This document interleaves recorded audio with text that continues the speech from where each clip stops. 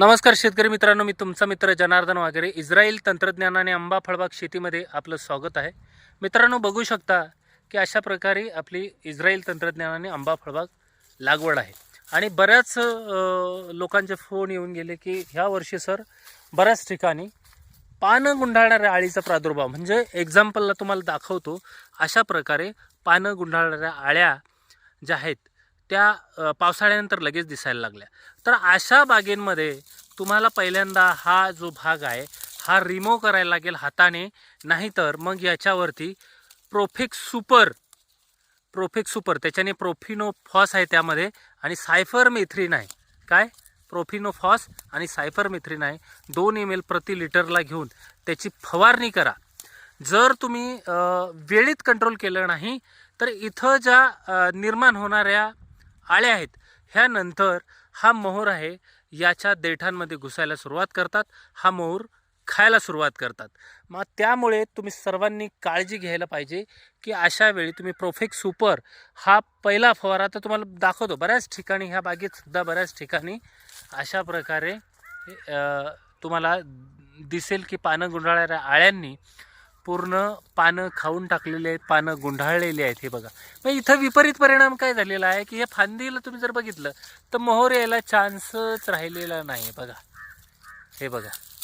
आणि तिथं हा पूर्णपणे तिथला वरचा भाग आहे. तुम्हाला एक्झाम्पलला दाखवतो की हे बघा, किडीने पूर्ण खाऊन टाकलेला आहे तिथला भाग. इथं ही कीड मग आतमध्ये घुसते आणि हा पूर्ण दांडा खराब करून टाकते. त्यामुळे पहिली फवारणी तुम्हाला घेताना प्रोफेक्स सुपर घ्या.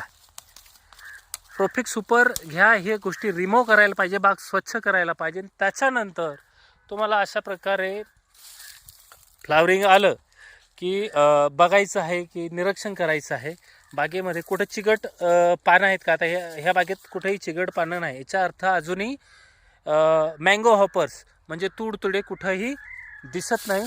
फ्लावरिंगला सुरुवात झालेली आहे, पण ह्या वर्षीचा जो प्रादुर्भाव आहे तो खूपच मोठ्या प्रमाणात आढळला. तर ह्या वेळेत कंट्रोल करणे गरजेची गोष्ट. आता तुम्ही इथं वरती पण बघू शकता, हे बघा, त्या आळीने अशा प्रकारे नवीन पालवी देखील पोखरून खाल्लेली आहे आणि इथं तुम्हाला स्पष्ट होल दिसतात. हे बघा. तर ह्या लवकर पावसाळ्यानंतर कंट्रोल करा. आणि त्याच्यानंतर तुम्हाला दुसरी फवारणी जी आहे ती कशासाठी आहे तर तुडतुड्यांचं नियंत्रण करायचं आहे. त्यासाठी तुम्हाला इमिडा पर लिटर पर ml जरी वापरलं तरी चालेल. जिथं प्रादुर्भाव जास्त आहे तिथं इमिडा 2 ml प्रति लिटर वापरल्याशिवाय ते कंट्रोल होत नाही. कारण बऱ्याच ठिकाणी आम्ही त्याचं प्रमाण ॲक्च्युली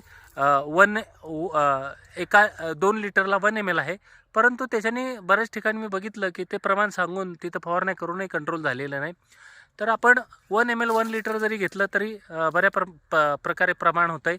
आणि तुम्हाला त्याच्यापेक्षा पण चांगलं जर काम करायचं असेल किंवा जास्त जर किडींचा प्रादुर्भाव झाला असेल तर 2 ml प्रति लिटर घेऊन त्याची फवारणी करा आणि बागेमध्ये तुडतुड्यांचं नियंत्रण करा. आता रस शोषणाऱ्या किडे असतील तर थायमोथोक्झॉन नावाचं औषध येतं आहे. आणि बुरशीजन्य आजारांमध्ये तुम्ही मग जर बुरशी असेल, ब्लॅक बुरशी असेल तर तुम्ही साप नावाचं बुरशीनाशक असेल किंवा 1% बोर्डो तुम्ही घेऊन त्याचा स्प्रे करा, किंवा M45 तुम्ही वापरू शकता, अँट्राकॉल वापरू शकता.